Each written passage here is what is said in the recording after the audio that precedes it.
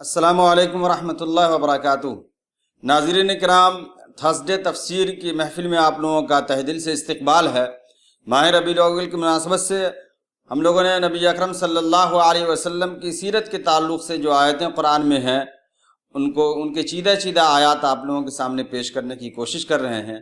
آج کی اس محفل میں سورہ احزاب کی چند آیتیں یعنی تقریباً 4 آیتیں پیش کی جائیں گی۔ آیت نمبر 21، آیت نمبر 36، آیت نمبر 40، آیت نمبر 56۔ آیت نمبر 21 میں رسول اکرم صلی اللہ علیہ وسلم کے اسوہ حسنہ پہ گفتگو ہوگی۔ آیت نمبر 36 میں نبی اکرم صلی اللہ علیہ وسلم کے حکم کے تعلق سے گفتگو ہوگی کہ آپ صلی اللہ علیہ وسلم کا حکم اگر آ گیا تو پھر اپنی مرضی نہیں چلا سکتے ہیں۔ آیت نمبر 40 میں یہ بات بیان ہوگی کہ رسول اکرم صلی اللہ علیہ وسلم مردوں میں سے کسی کے باپ نہیں ہیں، اور جو متبنہ بیٹا والی بات ہے اس کی نفی کی گئی ہے کہ وہ متبنہ کی حیثیت تبنی جیسی ہی ہے، وہ حقیقی اور نسبی بیٹے کے برابر نہیں ہو سکتے ہیں۔ اور اخیر آیت جو ہمارے متعلق آیت ہے یعنی آیت نمبر 56، 56ویں نمبر کی آیت، اس میں انشاءاللہ ہم رسول اکرم صلی اللہ علیہ وسلم پہ درود اور سلام بھیجنے کا جو تذکرہ ہے اور جو حکم ہے اللہ رب العزت کی طرف سے اس کے تعلق سے گفتگو ہوگی۔ تو ہم بلا تاخیر شروع کرتے ہیں۔ آئیے سب سے پہلے ہم آیت نمبر 21 کی تلاوت سن لیتے ہیں۔ لقد كان لكم في رسول الله أسوة حسنة لمن كان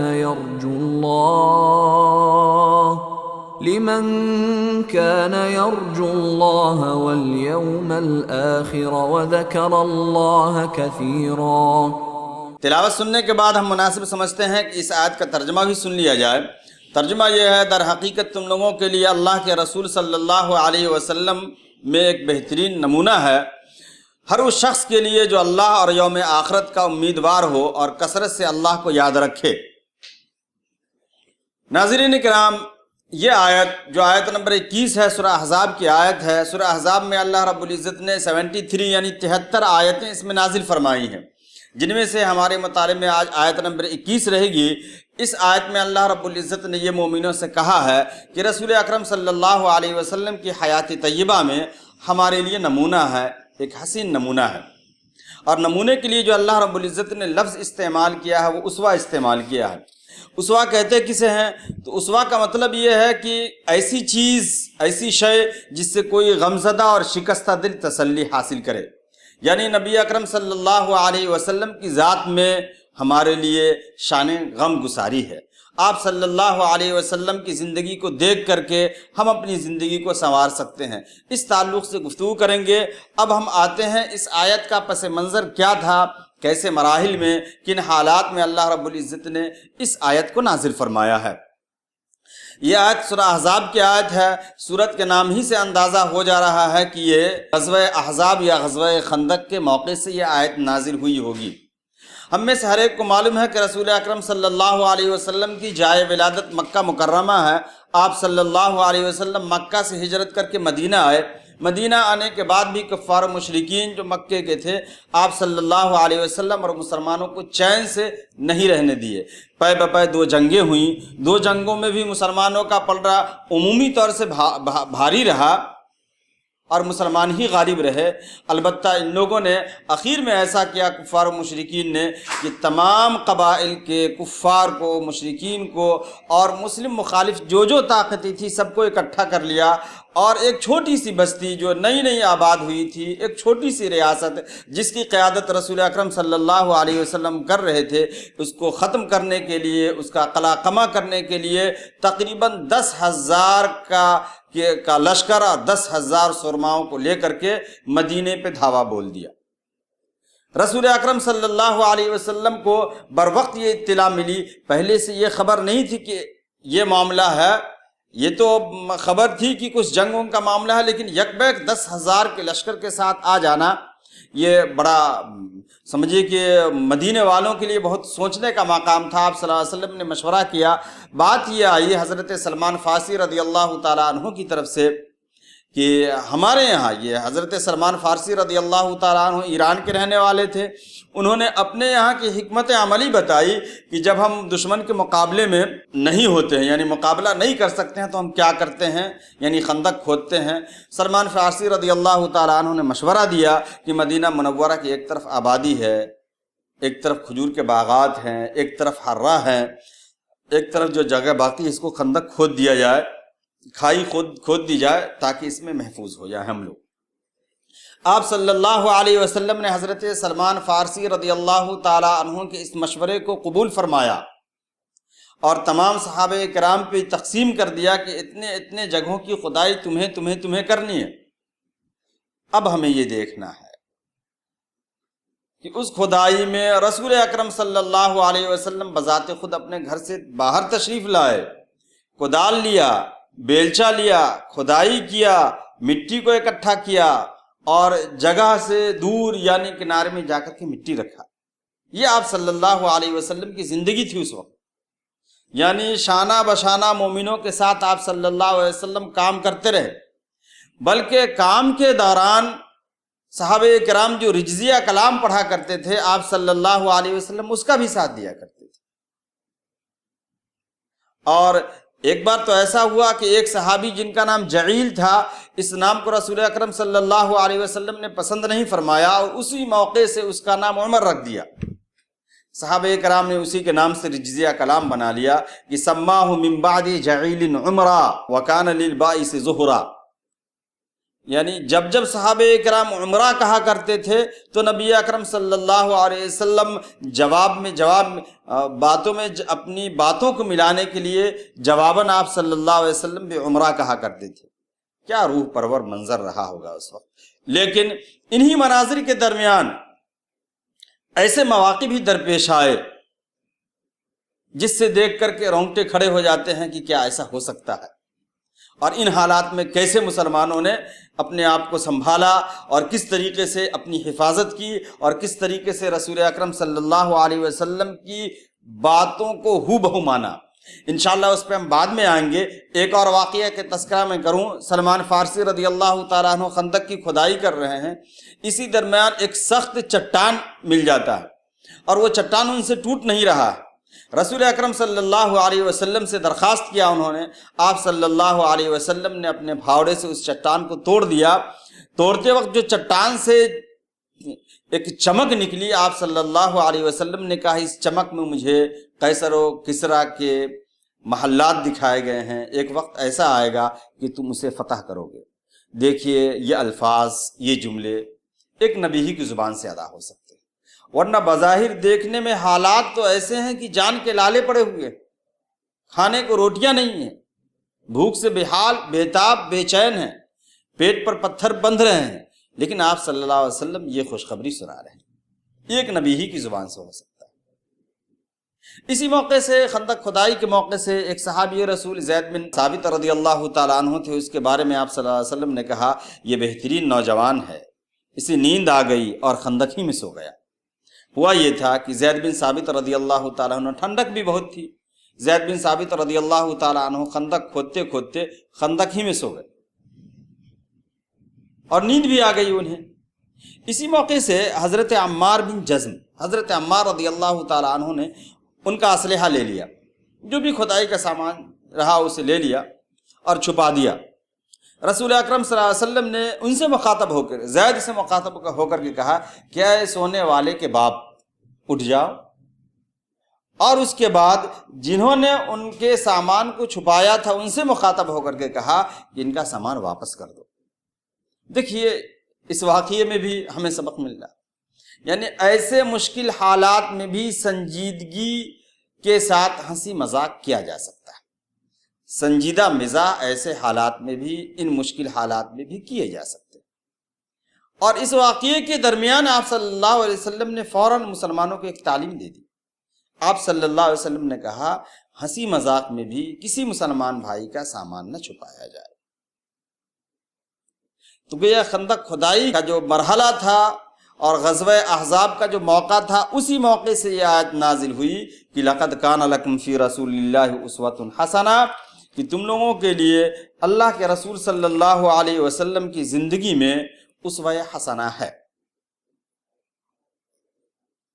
اب یہ آپ صلی اللہ علیہ وسلم کی زندگی میں اسوہ حسنہ ہے ساری زندگی، اگرچہ یہ آیت اس موقع سے نازل ہوئی، اس موقع سے نازل ہوئی تو آپ صلی اللہ علیہ وسلم کی زندگی کے تمام مراحل میں سے صرف اسی موقع کے جو سیرت ہے وہ ہمارے لیے اسوہ نہیں، بلکہ آیت اگرچہ خصوصی طور سے اس موقع سے نازل ہوئی لیکن آیت کے عموم پہ عمل کیا جائے گا، یعنی آپ صلی اللہ علیہ وسلم کی ساری زندگی کا ہر عمل، ہر قدم، ہر بات آپ صلی اللہ علیہ وسلم کی ہمارے لیے اسوہ ہے، نمونہ ہے، ہمارے لیے عمل کرنا اس پر ضروری ہے۔ تو ایک اصول ہے، اصول تفسیر کا ایک اصول ہے کہ العبرۃ بعموم اللفظ لا بخصوص السبب، یہ اعتبار کیا جائے گا عمومیت کا، عمومیت کے ساتھ کسی آیت کا پر عمل کیا جائے گا اگرچہ وہ کسی خاص موقع سے نازل ہوئی۔ اب ہم ذرا تھوڑا سا نقشہ کھینچے، کیا صورتحال تھی اس وقت؟ تو غور کرنے سے یہ بات ہوتی ہے کہ موسم اتنی ٹھنڈ تھی، اتنی سردی تھی کہ نقطۂ انجماد تک پہنچا ہوا تھا۔ ٹھنڈک کی وجہ سے، سردی کی وجہ سے لوگ خیموں کے اندر کانپ رہے تھے، خیموں سے باہر نہیں نکل رہے تھے، لیکن رسول اکرم صلی اللہ علیہ وسلم کی ایک بات پر لبیک کہتے تھے۔ یہ صورتحال تھی۔ دوسری یہ کہ بھوک کا یہ عالم تھا کہ اکثر صحابہ کرام رضوان اللہ علیہم اجمعین کے شکم پہ پتھر بدھے ہوئے تھے، بہت سارے صحابہ کرام سوکھی روٹی کھانے پر مجبور تھے، بہت سارے صحابہ کرام کے بارے میں آتا ہے کہ بوسیدہ گوشت کھا رہے تھے۔ آپ صلی اللہ علیہ وسلم کے شکم مبارک پہ دو پتھر بن رہے تھے۔ بھوک کا یہ عالم۔ مدینہ کے اندر جو منافقین تھے ان کی سازشیں عروج پر تھی، یہ صورتحال تھی۔ اور مدینے کے اندر جو یہودی تھے بنو قریظہ والے، انہوں نے بقائے باہمی کا معاہدہ ختم کر دیا تھا، اور یہ منافقین اور یہود مل کر کے سازشیں کر رہے تھے۔ مدینے کے اندر مسلمان مردوں کی تعداد نہیں تھی، برائے نام چند مسلمان رہے ہوں گے، زیادہ تر مسلمان خندق کی کھدائی اور جو سرحد بنایا تھا خندق کھود کر کے مسلمانوں نے اس کی حفاظت میں لگے ہوئے تھے۔ ہر لمحہ اس بات کا خطرہ رہتا تھا کہ منافقین اور یہود مل کر کے مسلم خواتین اور بچوں پہ دھاوا بول دیں گے، حملہ کر دیں گے جو مدینے کے اندر تھے، اور ایسی کوششیں بھی ہوئی۔ ایک یہودی جا کر کے ادھر ادھر دیکھ بھی رہا تھا کہ اس خیمے کے اندر کوئی مرد تو نہیں ہے، تو حضرت صفیہ رضی اللہ تعالی عنہ نے اس کا خاتمہ کیا۔ یہ صورتحال تھی۔ مسلمانوں کی دفاعی پوزیشن کا معاملہ یہ تھا کہ اتنا کمزور تھا، اس لیے کہ یک بیک حملہ ہوا تھا کہ کسی وقت بھی خطرہ لگا رہتا تھا کہ معلوم نہیں کب خندق کراس کر کے پار کر کے لوگ ادھر آ جائیں، بلکہ ایک دو مرتبہ یہ کوششیں بھی ہوئی۔ عامر بن عبد ود اور ایک اور کوئی جنگجو تھا کافروں کی طرف سے، جو جہاں خندق تھوڑا چوڑا کم تھا وہاں سے وہ چھلانگ لگا کہ ادھر آیا بھی گھوڑے سے۔ بہرحال حضرت علی رضی اللہ تعالیٰ عنہ سے مقابلہ ہوا اور وہ جہنم پہنچ گیا، لیکن ہر وقت یہ خطرہ لگا رہتا تھا۔ دفاعی پوزیشن اتنی کمزور تھی کہ رسول اکرم صلی اللہ علیہ وسلم، جن کی ذات مبارک سے یہ امید نہیں کی جا سکتی ہے کہ آپ صلی اللہ علیہ وسلم نے کبھی نماز قضا کی ہوگی، یعنی ضرورت انتہا کو بھی پہنچ جائے پھر بھی آپ صلی اللہ علیہ وسلم سفر میں ہو، عذر میں ہو، نماز قضا نہیں ہوتی تھی۔ لیکن اس موقع سے کسی دن آپ صلی اللہ علیہ وسلم کی ظہر کی نماز قضا ہو گئی۔ آپ سوچ سکتے ہیں کہ مرحلہ کتنا سنگین رہا ہوگا، حالات کتنے سخت رہے ہوں گے کہ نبی اکرم صلی اللہ علیہ وسلم کی نماز تک چھوٹ گئی۔ کسی دن ظہر عصر دونوں نماز چھوٹ گئی، اور کسی دن تو ایسا ہوا ظہر عصر مغرب کی بھی نماز چھوٹ گئی، اور آپ صلی اللہ علیہ وسلم نے عشاء کی نماز کے ساتھ اخیر رات میں اس کو ادا کیا۔ صورتحال ایسی تھی، بلکہ ایسی صورتحال کا تذکرہ قرآن میں بھی آیا۔ تقریباً اسی صورت کے 10ویں آیت پہ اللہ رب العزت نے ارشاد فرمایا وَإِذْ زَاغَتِ الْأَبْصَارُ وَبَلَغَتِ الْقُلُوبُ الْحَنَاجِرَ وَتَظُنُّونَ بِاللَّهِ ظُنُونًا، کہ جب کہ آنکھیں خیرہ ہو گئی تھی اور دل حلق کو آ رہے تھے اور تم اللہ کے تعلق سے بدگمانیاں تمہارے اندر پیدا ہونے لگی تھی، हुनालिक अब्तुलिय अलमुमिनून वज़ुलज़िलू ज़िलज़ालन शदीदा। उस वक्त मुसलमान सख्त तरीके से आजमाए गए और झंझोड़ दिए गए। ये अल्लाह को मालूम था, और अल्लाह को क्यों नहीं मालूम रहेगा। ये सूरत हाल थी। इन तमाम चीज़ों को अपनी नज़र में रखने के बाद उसके बाद हम इस आयत को पढ़ें कि लक़द काना लकुम फ़ी रसूलिल्लाहि उस्वतुन हसना। अल्लाह रब्बुल इज़्ज़त ने बताया कि देखो हमारा रसूल तो ऐसा है कि ऐसे सख्त हालात में भी वो महाज पर डटा हुआ है। अगर मुसलमानों के बच्चों और बीवियों की हिफाजत के लिए कोई अलग से इंतज़ाम नहीं था तो रसूल अकरम सल्लल्लाहु अलैहि वसल्लम भी अपने खानवादे के लिए अलग से इंतज़ाम नहीं किए थे। ये इशारा था उन लोगों की तरफ जो बुज़दिलाना हरकत दिखा करके अपनी आफियत कोशी को मद्देनज़र रखते हुए बहाने बना करके महाज से निकल रहे थे और मदीने के अंदर चले जा रहे थे कि हमारा घर खुला हुआ है। इसी आयत में, इसी सूरत में है वइन्न बुयूतन औरा वमा हिय बिऔरा, कि लोग आपके पास आ रहे हैं और ये कह रहे हैं कि हमारे घर खुले हुए हैं, और अल्लाह इस बात की खबर नबी को दे रहा है वमा हिय बिऔरा, हालांकि उनके घर नहीं खुले हुए, ये बुज़दिलाना हरकतें कर रहे हैं। ऐसे मौके से जबकि एक ग्रोह मुनाफिकों का बुज़दिलाना हरकतें कर रहा है, उसी वक्त अल्लाह रब्बुल इज़्ज़त मोमिनीन से और मुसलमानों से फरमा रहे हैं लक़द काना लकुम फ़ी रसूलिल्लाहि उस्वतुन हसना। रसूल अकरम सल्लल्लाहु अलैहि वसल्लम की ज़िंदगी में तुम्हारे लिए उसवा हसना है। जो ये कर रहे हैं इनका साथ दो। अब हमको गौर करने की बात इन आयात में है कि आखिर ये उसवा हसना किसके लिए है। ये तो बात है लक़द काना लकुम, लकुम से बात वाज़े है कि मोमिनों के लिए, लेकिन इस आयत के आखिर में ही देखिए अल्लाह रब्बुल इज़्ज़त ने सराहत के साथ बयान कर दिया, और सराहत यह है कि लिमन काना यरजुल्लाह वल यौमल आखिर, कि जो शख्स अल्लाह से उम्मीद लगाए रखा हो, वल यौमल आखिर, और आखिरत के दिन पर उसे यकीन हो कि इसका वाक़े होना यकीनी है। वज़कर अल्लाह कसीरा, और जो अल्लाह का जिक्र कसरत से करे, यानी उसवे नबवी को अपनाने के लिए इन तीन सिफात का होना ज़रूरी है। खुदा की ज़ात से मुकम्मल यकीन और उम्मीद, क़यामत के वक़ू का यकीन, और ज़िक्र इलाही से अपने ईमान को ताज़ा रखते रहना। जाहिर सी बात है ये तीनों सिफात ऐसे हैं जो सिफात मुनाफिकीन में नहीं पाए जाते थे। अल्लाह से उन्हें उम्मीद नहीं थी। अगर उम्मीद होती ही और ईमान उनका मजबूत और पुख्ता होता ही तो फिर दिलों के अंदर निफाक क्यों कर होता। दूसरी बात यह है कि आखिरत के वक़ू का भी तो उन्हें यकीन नहीं था। अगर वक़ू का यकीन होता तो इन मसाइब और मुश्किलात को झेलने का जो अजर आखिरत में मिलेगा उस पर भी उन्हें यकीन होता, तो फिर मैदान और महाज को छोड़ कर अपने घरों में क्यों जाते। वज़कर अल्लाह कसीरा, और रसूल अकरम सल्लल्लाहु अलैहि वसल्लम को उसवा को वही अपना सकता है जो अल्लाह का जिक्र कसरत से करेगा। और कुरान में है, मुनाफिकीन के बारे में कुरान में सराहत के साथ आया वला यज़कुरूनल्लाह इल्ला क़लीला, ये अल्लाह का जिक्र बहुत कम करते हैं। तो गोया कि ये मुनाफिकों का नक्शा था। अब हम ये आते हैं कि आयत से और क्या चीज़ें हमें सीख मिलती है।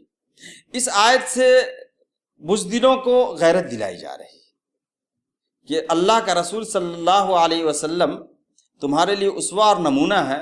ये तो महाज पर डटे हुए हैं, अपने बीवी बच्चों की फ़िक्र इन्हें कम, मुसलमानों की फ़िक्र ज़्यादा, भूखे पेट लगे हुए हैं, पेट पर पत्थर बांधे हुए हैं, सर्दी से तमाम सहाबा कराम जिस तरह निढाल है, रसूल अकरम सल्लल्लाहु अलैहि वसल्लम भी निढाल है, और तुम्हारी ये सूरत हाल है कि तुम बुज़दिलाना हरकतें दिखा करके मैदान जंग छोड़ के जा रहे हो। इस आयत से ये भी बात समझ में आती है कि अजीमत व इस्तिकामत उन्हीं लोगों को हासिल होती है जिनके अंदर खुदा पर यकीन, आखिरत पर यकीन और ज़िक्र इलाही से अपने दिल को ताज़ा रखने का जज्बा हो, और ऐसा करते हो। इस आयत से यह भी बात समझ में आती है कि मुनाफिकों के अंदर ये तीनों सिफात नहीं थे। इस मौके से रसूल अकरम सल्लल्लाहु अलैहि वसल्लम ने जो नमूना पेश किया है वो तमाम कायदीन के लिए, चाहे वो किसी रियासत का कायद हो, کسی تنظیم کا قائد ہو، کسی جماعت کا قائد ہو، کسی جمعیت کا قائد ہو، کسی ادارے کا قائد ہو، یا ادنا سا چند لوگوں کے ہی قائد کیوں نہ ہو، اس میں اس کے لیے پیغام ہے۔ پیغام یہ ہے کہ قائد کو عملی نمونہ ہونا چاہیے، اور ظاہر سی بات ہے عملی نمونہ انسانوں کو حوصلہ بخشتے ہیں۔ اگر قائد ہی کسی مرحلے میں ڈر جائے، بزدلانہ حرکتیں دکھانا شروع کر دے، تو پھر دیگر لوگوں کا کیا ہوگا؟ قائد کے اندر اگر بزدلی آئی تو قوم کبھی بھی کامیاب نہیں ہو سکتی۔ تو گویا کہ تمام قائدین کے لیے یہ نمونہ ہے کہ رسول اکرم صلی اللہ علیہ وسلم کی زندگی میں دیکھیں، ایسے موقع سے آپ صلی اللہ علیہ وسلم نے ہمت نہیں ہاری، بلکہ آپ غور کریں کہ رسول اکرم صلی اللہ علیہ وسلم محاذ پہ ہیں، خندق کی کھدائی میں لگے ہوئے ہیں، دشمنوں کی طرف نظر رکھے ہوئے ہیں، اور اسی موقع سے یہ خبر آتی ہے مدینے سے کہ مدینے کے اندر جو بنو قریظہ ہے انہوں نے معاہدہ کو ختم کر دیا۔ اب کوئی عام انسان ہوتا تو کیا صورتحال ہوتی کہ مدینے سے باہر تو 10,000 جنگجو بس سمجھیے کہ منہ کھولے بیٹھے ہیں، اور مدینے کے اندر جن لوگوں سے خطرہ نہیں تھا، اگرچہ یہ ہمارے دشمن تھے، انہوں نے بھی اپنے خطرے کا سمجھیے کہ وہ اعلان کر دیا ہے۔ لیکن رسول اکرم صلی اللہ علیہ وسلم کی جبین استقامت پر ذرہ برابر بل تک نہیں آیا۔ ایسے مشکل حالات میں رسول اکرم صلی اللہ علیہ وسلم کا کیا کردار رہا ہے، اس کردار کو ہمیں اپنانا چاہیے۔ ایسے موقع سے اگر غور کریں تو غرض کہ 1 مہینے کا جو محاصرہ تھا یہ ایسا تھا کہ رسول اکرم صلی اللہ علیہ وسلم کی سیرت طیبہ کے اکثر و بیشتر پہلو اجاگر ہو کر کے لوگوں کے سامنے آ گئے۔ اس وقت یہ آیت نازل کی گئی کہ ان محیب خطرات میں تم نے ہمارے رسول کا رویہ دیکھ لیا، کردار دیکھ لیا کہ کس طریقے سے ان کا کردار ہے، ان کے کردار کو اپناؤ، ان کے نقش پا کو حرز جا بناؤ، اور ان کے دامن شفقت کو تھام لو تو منزل مقصود تک پہنچ سکتے ہو۔ اس آیت سے یہ پیغام ملتا ہے۔ اس فرمان ربانی میں جو یہ بات کہی گئی کہ رسول اکرم صلی اللہ علیہ وسلم کی زندگی میں اسوہ حسنہ ہے، حسین نمونہ ہے، ہم اس پہلو سے بھی سوچنے کی کوشش کریں جو ہماری بات کا اختتامیہ ہے، وہ یہ ہے کہ اس موقع سے، غزوہ احزاب کے موقع سے بالکل کھل کر کے جو سامنے باتیں آئی کہ وہ یہ ہے، جو ہمیں سبق سکھانے والی باتیں ہیں، وہ یہ ہے کہ حالات چاہے جتنے پرفتن ہوں، مسائل پہاڑ بن کر سامنے کھڑے ہوں، مشکلیں منہ کھولے ہوئی ہوں، اور مشکلوں کا پہاڑ ہمارے سر پہ گرنے کے قریب ہو، غربت و تنگ دستی اپنی انتہا کو پہنچ چکی ہو، بھوک سے نڈھال ہو رہے ہوں، بلکہ موت آنکھوں کے سامنے منہ کھولے کھڑی ہو، اس وقت بھی ہمیں رسول اکرم صلی اللہ علیہ وسلم کے اسوہ کو دیکھنا چاہیے کہ مصائب و مشکلات جب آئے تو آپ صلی اللہ علیہ وسلم کا کیا رویہ رہا۔ اور ایسے موقع سے بھی ہمیں اللہ کی ذات سے لمن کان یرجو اللہ کو وہی اپنا سکتا ہے جو اللہ سے امیدیں لگانے والا ہو، آخرت پر یقین رکھنے والا ہو، اور اللہ کا ذکر کثرت سے کرنے والا۔ گویا کہ مصیبت اور مشکل میں جب پھنسے ہو تو اللہ کا ذکر کرنا چاہیے، اللہ کے ذکر سے مصیبتیں دور ہوتی۔ میں کبھی کبھی غور کرتا ہوں کہ حضرت یونس علیہ السلام کے تعلق سے جو آیت آئی ہے کہ لولا، اگر وہ تسبیح نہیں کرتے تو الی یوم یبعثون کا لفظ ہے، قیامت تک مچھلی کے پیٹ میں، تو گویا کہ تسبیح خوانی یعنی ذکر الہی مصیبتوں سے نجات کا ذریعہ ہے۔ اس لیے لا الہ الا انت سبحانک انی کنت من الظالمین لوگ وظائف کے طور پر اسے پڑھا کرتے ہیں مصیبتوں سے نکلنے کے لیے۔ اور غزوہ بدر کے موقع سے جو آیت نازل ہوئی تھی، اس وقت بھی اللہ تعالیٰ نے کہا کہ میدان جنگ میں ڈٹے رہو، جمے رہو، اور اللہ کا ذکر کرتے رہو۔ تو یہ آیت، اس آیت کے 2 حصے، ایک حصے میں رسول اکرم صلی اللہ علیہ وسلم کے اسوے کے تعلق سے حکم دیا گیا ہے، اور دوسرے حصے میں یہ بتایا گیا ہے کہ ہمارے اس پیارے رسول کے اسوہ کو وہی اپنائے گا جو اللہ سے لو لگائے ہو، اور جسے قیامت کے وقوع پر، آخرت کے آنے پر یقین کامل ہو، اور جو ذکر الہی سے اپنے دل کو معمور رکھتا ہو۔ تو ہم یہ کوشش کریں کہ آپ صلی اللہ علیہ وسلم کے اسوہ کو اپنائیں بھی، اور آپ صلی اللہ علیہ وسلم کے اسوہ کو اپنانے کے لیے جو چیزیں ہمارے دل کو مہمیز کریں گی، وہ خدا سے امید لگانا، آخرت کا یقین رکھنا، اور ذکر الہی سے اپنے دل کو شاداب رکھنا۔ ناظرین کرام، ہم آتے ہیں اب آیت نمبر 36 پہ۔ میں مناسب سمجھتا ہوں کہ آپ لوگ تلاوت سماعت فرما لیں۔ وما كان لمؤمن ولا مؤمنة إذا قضى الله ورسوله أمرا أن يكون لهم الخيرة من أمرهم ومن يعص الله ورسوله فقد ضل ضلالا مبينا۔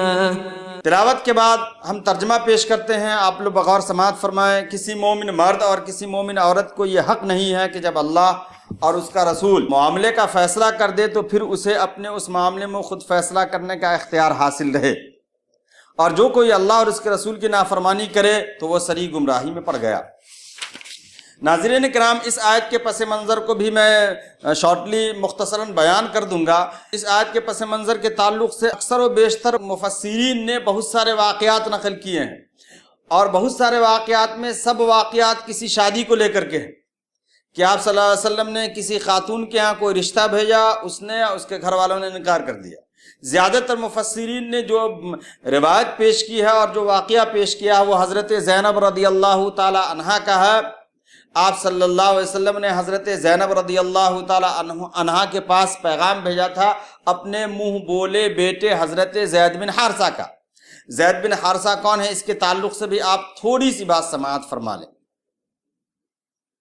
زید بن حارثہ رضی اللہ تعالی عنہ، یہ نبی اکرم صلی اللہ علیہ وسلم کی جو شادی ہوئی حضرت خدیجہ رضی اللہ تعالی عنہا سے، تو آپ رضی اللہ عنہا نے نبی اکرم صلی اللہ علیہ وسلم کو ہدیے کے طور پہ یہ غلام دیا تھا۔ آپ صلی اللہ علیہ وسلم کے پاس زید رہتے تھے۔ اسی موقع سے ان کے ماں باپ کو معلوم ہوا کہ زید کو غلام بنا لیا گیا ہے اور مکے میں ہے۔ ان کے ماں باپ آئے زید کو لینے کے لیے۔ رسول اکرم صلی اللہ علیہ وسلم نے کہا کہ آپ شوق سے لے جا سکتے ہیں، کوئی معاوضہ کوئی قیمت نہیں، زید جانا چاہے تو لے جائیے۔ ان کے ماں باپ نے کہا کہ بیٹے ہم آ گئے ہیں، اب غلامی کی زندگی سے تم آزاد ہو، چلو تمہارے آقا نے کہا ہمارے ساتھ چلنے کے لیے۔ لیکن زید جانے سے انکار کر گئے۔ کسی نے بہت اچھی بات کہا ہے کہ غلامی زید کو اچھی لگی آزاد رہنے سے، غلامی زید کو اچھی لگی آزاد رہنے سے، بلا کا پیار تھا ماں باپ سے انکار کے پیچھے، وہ انکار کر گئے۔ بہرحال زید کو آپ صلی اللہ علیہ وسلم نے آزاد کر دیا اور اپنا منہ بیلا بیٹا بنا لیا۔ اور ایک وقت ایسا آیا کہ اپنی پھوپھی زاد بہن امیمہ رضی اللہ تعالی عنہا کی بیٹی حضرت زینب بنت جہش سے نکاح کرنا چاہا۔ حضرت زینب کو جب خبر ہوئی، ان کے پاس یہ پیغام پہنچا تو انہوں نے انکار کر دیا، ان کے گھر والوں نے بھی انکار کیا کہ یہ رشتہ مناسب نہیں ہے۔ بلکہ حضرت زینب کے تعلق سے ایک بات یہ نقل کی جاتی ہے، انہوں نے یہ بھی کہا کہ انا خیر منہ نسبا، میں نسب کے اعتبار سے اس سے بہتر ہوں۔ آپ صلی اللہ علیہ وسلم کو اطلاع ہوئی اور اس کے بعد فوراً یہ آیت نازل ہوئی کہ کسی مومن مرد کے لیے یا کسی مومن عورت کے لیے جائز نہیں ہے کہ نبی اگر کسی چیز کے تعلق سے فیصلہ کر دیں تو پھر وہ اپنے اختیار استعمال کریں۔ جیسے ہی حضرت زینب رضی اللہ تعالیٰ عنہ کو یہ اطلاع ملی، فوراً انہوں نے سر تسلیم خم کر دیا اور آپ صلی اللہ علیہ وسلم کی بات مان لیا، اور آپ صلی اللہ علیہ وسلم نے حضرت زینب کا نکاح حضرت زید رضی اللہ تعالیٰ عنہ سے کرا دیا۔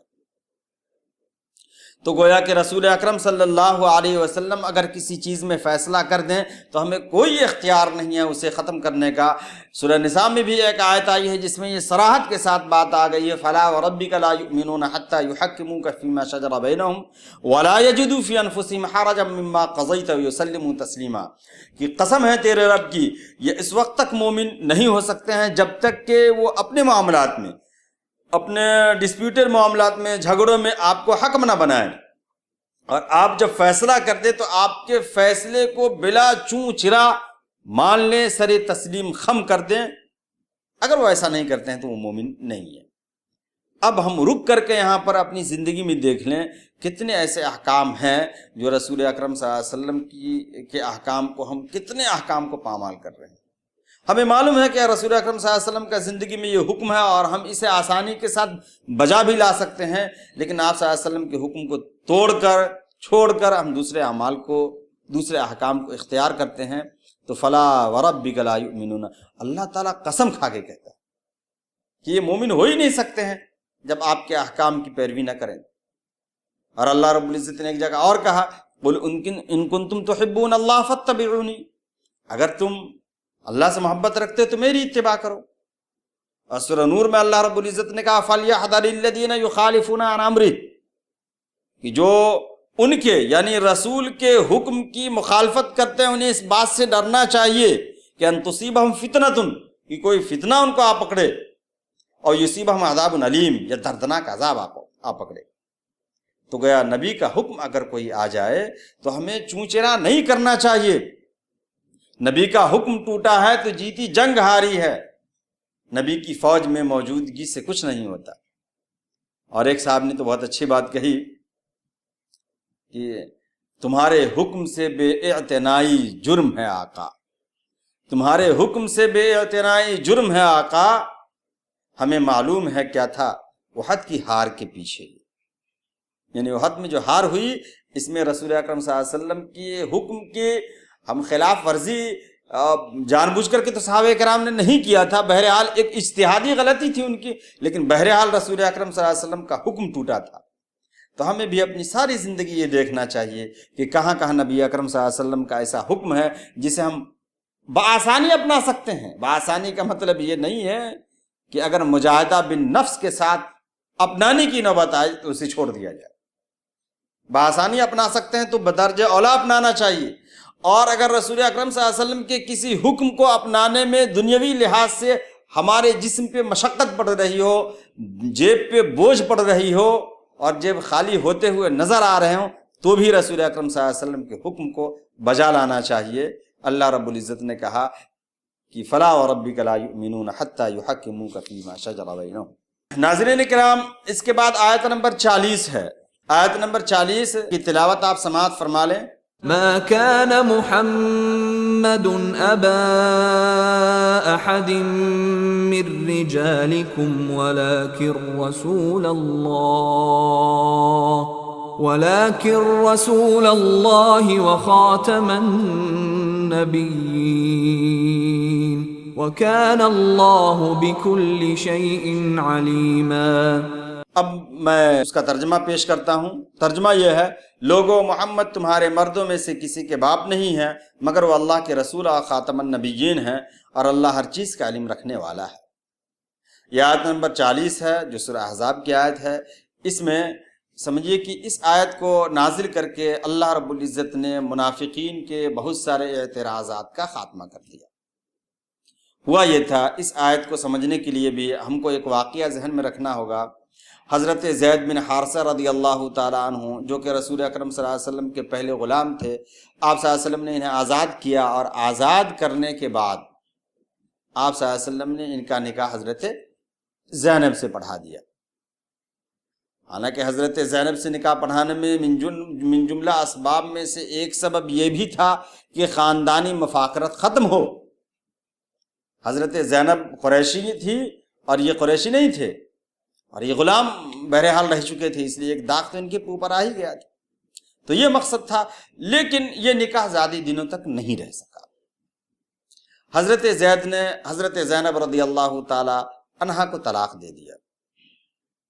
طلاق دینے کے بعد اب معاملہ یہ آیا کہ رسول اکرم صلی اللہ علیہ وسلم سے اللہ رب العزت نے کہا کہ آپ زینب سے نکاح کر لیں۔ اب ہم تھوڑا سا زمانے جاہلیت کے واقعہ کو ذہن میں رکھیں، ان کے رسم کو ذہن میں رکھیں۔ زمانے جاہلیت میں یہ تھا کہ اگر کسی شخص نے کسی لڑکے کو، کسی اجنبی شخص کو اپنا منہ بولا بیٹا بنا لیا تو منہ بولا بیٹا وہ حقیقی اور نسبی بیٹے کے برابر سمجھا جاتا تھا۔ اس منہ بولے بیٹے کی بیوی بہو سمجھی جاتی تھی۔ اب یہاں اگر دیکھا جائے تو حضرت زینب رضی اللہ تعالی عنہا رسول اکرم صلی اللہ علیہ وسلم، حضرت زینب رضی اللہ تعالی عنہا جو کہ اب حضرت زید کی مطلقہ ہو گئی ہیں، حضرت زید نے چھوڑ دیا ہے، جاہلی رسم و رواج کے نظریے سے اگر دیکھا جائے تو رسول اکرم صلی اللہ علیہ وسلم کی بہو لگ رہی ہے۔ حالانکہ اسلام اس بات کو نہیں مانتا ہے اور اس کا خاتمہ کرنا ضروری تھا، اور یہ رسم اتنی زیادہ جڑ پکڑ چکی تھی کہ مسلمانوں کو بھی کچھ خلجان ہونے لگا کہ آخر نبی کیسے شادی کریں گے ان سے۔ اس لیے اللہ رب العزت نے کلیئر یہ بات کہا، فَلَمَّا قَضَى زَيْدٌ مِّنْهَا وَطَرًا زَوَّجْنَاكَهَا، کہ جب زید نے زینب کو چھوڑ دیا تو ہم نے زینب سے آپ کا نکاح کر دیا. فزوجناکہا لکی لا یکون علی المؤمنین حرج، اور ہم نے ایسا اس لیے کیا تاکہ مومنوں کو مومن تنگی محسوس نہ کرے، ان کے اوپر کوئی پریشانی نہ ہو، کچھ دل میں نہ سوچے. تو آپ صلی اللہ علیہ وسلم کا نکاح حضرت زینب سے کیا گیا. اچھا، یہ رسم اتنی مضبوط تھی کہ رسول ہی کو آگے بڑھنا تھا اس رسم کو ختم کرنے کے لیے. ایک شخص جو کہ منہ بولا بیٹا ہے، حقیقی بیٹے کے برابر نہیں ہو سکتا ہے، اس کی اہمیت کو واضح تو بہرحال کیا گیا، لیکن رسم کے خاتمے کے لیے رسول اکرم صلی اللہ علیہ وسلم کا آگے بڑھنا ضروری تھا، اس لیے آپ صلی اللہ علیہ وسلم نے حضرت زینب سے نکاح کیا. اچھا، نکاح کرنے کی ایک وجہ یہ بھی تھی کہ رسول اکرم صلی اللہ علیہ وسلم آخری نبی تھے، خاتم النبیین تھے. اگر اس رسم کا خاتمہ نہیں کیا جاتا تو پھر بعد میں کیسے ہوتا؟ اس لیے آپ صلی اللہ علیہ وسلم کو ہی آگے بڑھنا پڑا. اور اللہ رب العزت نے کہا ما کان محمد ابا احد من رجالکم، کہ محمد تم میں سے کسی مرد کے باپ نہیں ہے، یعنی منہ بولا بیٹا ان کا حقیقی بیٹا نہیں ہے. اور جو بچے تھے ان کے بیٹے وہ تو فوت ہو چکے تھے. ایک بات تو یہ کہی جاتی ہے کہ بچے مرد کی عمر کو پہنچنے ہی سے پہلے فوت ہو گئے. ولیکن رسول اللہ، لیکن یہ اللہ کے رسول ہیں، وخاتم النبیین، اور یہ خاتم النبیین ہیں. ان آیت کے اس دو حصے پہ بھی تھوڑی سی گفتگو کریں گے. اللہ کے رسول اور خاتم النبیین، ختم نبوت کے تعلق سے بہت ساری احادیث تواتر کی حیثیت کو پہنچ چکی ہیں، اور امت کا اجماع ہے کہ رسول اکرم صلی اللہ علیہ وسلم کے بعد اب کوئی نبی دنیا میں تشریف نہیں لانے والا. آپ صلی اللہ علیہ وسلم نے کہا بھی کہ لا نبی بعدی، میرے بعد کوئی نبی نہیں ہے. اور ایک روایت میں بھی ہے کہ آپ صلی اللہ علیہ وسلم نے کہا ایک نے بہت عمدہ مکان محل بنایا اور بہت خوبصورت، لیکن ایک جگہ ایک اینٹ کی جگہ چھوڑ دیا، وہ اینٹ میں ہی ہوں. وہ آپ صلی اللہ علیہ وسلم خاتم النبیین ہیں. آپ صلی اللہ علیہ وسلم کے بعد کوئی نبی نہیں آنے والا. نبوت ختم ہے ان پر، رسالت ختم ہے ان پر، نہ آئے گا کوئی نبی احمد مختار کے پیچھے، یعنی رسول اکرم صلی اللہ علیہ وسلم کے بعد کوئی نبی نہیں آئے گا. یہاں یہ کہا گیا کہ ولاکن رسول اللہ، یہ اللہ کے رسول ہیں، وخاتم النبیین، اور نبیوں کے خاتم ہیں. نبی کا مرتبہ رسول کے مقابلے میں کم ہوتا، رسول صاحب شریعت ہوتا اور نبی کو کتاب نہیں ملتی. تو جب آپ کے بعد کوئی نبی نہیں آئے گا تو رسول کا آنا بدرجہ اولا یہ ممنوع ہو گیا کہ رسول نہیں آئے گا. اس کے بعد آیت کے اگلے حصے میں یہ کہا گیا وَكَانَ اللَّهُ بِكُلِّ شَيْءٍ عَلِيمًا، کہ اللہ تعالیٰ تمام چیزوں کو بہتر جاننے والا ہے. تو زینب کا نکاح رسول اکرم صلی اللہ علیہ وسلم سے کیوں ہوا، اس کو اللہ بہتر جاننے والا. معترضین کا یہ اعتراض تھا کہ انہوں نے اپنی بہو سے شادی کر لیا، حالانکہ آپ صلی اللہ علیہ وسلم کی وہ بہو نہیں تھی، اس لیے کہ منہ بولا بیٹا بہرحال نسبی بیٹے کے برابر نہیں ہے. بعض معتزلین کا یہ تھا اعتراض کہ اگر یہ مان لیا جائے کہ بہو نہیں بھی تھی تو کیا ضرورت تھی کہ محمد صلی اللہ علیہ وسلم خود ہی نکاح کریں. تو اس کا جواب یہ دیا گیا ولاکن رسول اللہ، یہ اللہ کے رسول ہیں، ان کی ذمہ داری ہے ایسے رسم کا خاتمہ کرنا. کہ ایک حلال چیز کو تم لوگوں نے حرام قرار دیا ہے تو اس کو حلال بنا کر کے پیش کرے گا کون؟ اس کے بعد آپ صلی اللہ علیہ وسلم نے کہا، اس کے بعد اللہ نے کہا خاتم النبیین، اب ان کے بعد کوئی نبی بھی تو نہیں آنے والا ہے جو اس رسم کو ختم کرے گا. اور حضرت زینب سے نکاح میں کیا قباحت ہے، کیا اچھائی ہے، کیا بھلائی ہے، کیا برائی ہے، وہ اللہ بہتر جانتا ہے. ناظرین کرام، اب ہم آتے ہیں اگلی آیت، آیت نمبر 56 پہ، جس میں رسول اکرم صلی اللہ علیہ وسلم پہ درود و سلام بھیجنے کا جو حکم ہے. تو ہم چلتے ہیں، پہلے تلاوت سماعت فرما لیں. ان اللہ وملائکته یصلون علی النبی یا ایہا الذین آمنوا صلوا علیہ وسلموا تسلیما. تلاوت کے بعد ترجمہ گوشہ گزار کرتا ہوں. اللہ اور اس کے ملائکہ نبی صلی اللہ علیہ وسلم پر درود بھیجتے ہیں. اے لوگو جو ایمان لائے ہو تم بھی ان پر درود و سلام بھیجو. اس آیت کے بھی سیاق و سباق پر نظر ڈالنی پڑے گی. حالات کیسے ہو رہے ہیں؟ میں نے پہلے ہی بتایا کہ سورہ احزاب غزوہ خندق کے موقع سے نازل ہوئی. غزوہ خندق کے موقع سے کفار و مشرکین اور معاندین اور منافقین، ان تمام لوگوں نے رسول اکرم صلی اللہ علیہ وسلم کی ذات پہ کیچڑ اچھالنا شروع کیا. آپ صلی اللہ علیہ وسلم کی ذات کو نشانہ بنانا شروع کیا۔ حضرت زینب سے نکاح کے معاملے کو لے کر کے اور بھی دیگر معاملے کو لے کر کے آپ صلی اللہ علیہ وسلم کو بدنام کرنے کی کوشش کی۔ تو اللہ رب العزت نے اس وقت یہ آیت نازل کیا کہ چند مٹھی بھر لوگ جو خود ہی جسمانی اور روحانی حیثیت سے گندے میلے ہیں، وہ ایک ایسی پاکیزہ ہستی پہ زبان درازی کر رہے ہیں جس ہستی کے جسم کو نورانی مخلوق بھی چھونا اور مس کرنا اپنے لیے باعث سعادت سمجھتی ہے۔ ان کے کردار پہ یہ کیچڑ اچھال کے کیا کریں گے؟ اے مومنو، اگر یہ ایسا کر رہے ہیں تو پھر تم درود و سلام بھیجو۔ اور اللہ نے یہ اعلان کر دیا کہ یہ درود و سلام بھیجنا یہ تمہاری طرف سے صرف نہیں ہے، بلکہ اللہ بھی کر رہا ہے اور فرشتے بھی کر رہے ہیں۔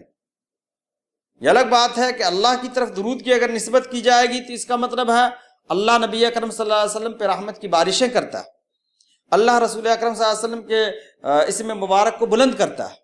اور فرشتوں کی طرف اگر درود کو منسوب کریں گے تو فرشتے رسول اکرم صلی اللہ علیہ وسلم کے رفع درجات کے لیے دعائیں کرتے ہیں، آپ صلی اللہ علیہ وسلم کی مشن کو کامیاب ہونے کے لیے دست بدعا ہیں۔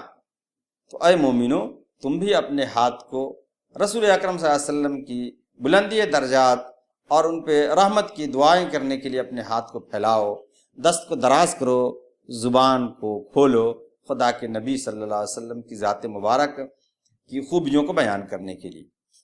تو آیت یہ ہے ان اللہ و ملائکتہ یصلون علی النبی۔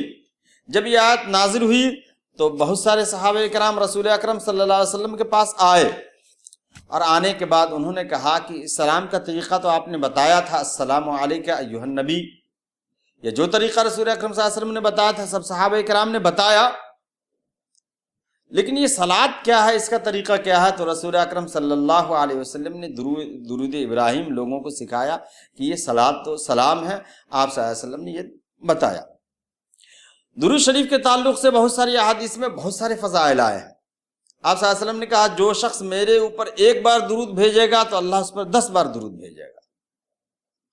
حدیث شریف میں آتا ہے کہ درود شریف اگر کسی نے درود شریف نہیں مانگا، دعائیں کیا، تو آسمان و زمین کے درمیان دعائیں اس کی لٹکی رہتی۔ بلکہ ایک حدیث میں تو یہ بھی ہے اولی الناس بی یوم القیامت اکثرہم علی صلاۃ، قیامت کے دن سب سے قریب مجھ سے وہ شخص رہے گا جو مجھ پر زیادہ درود بھیجے گا۔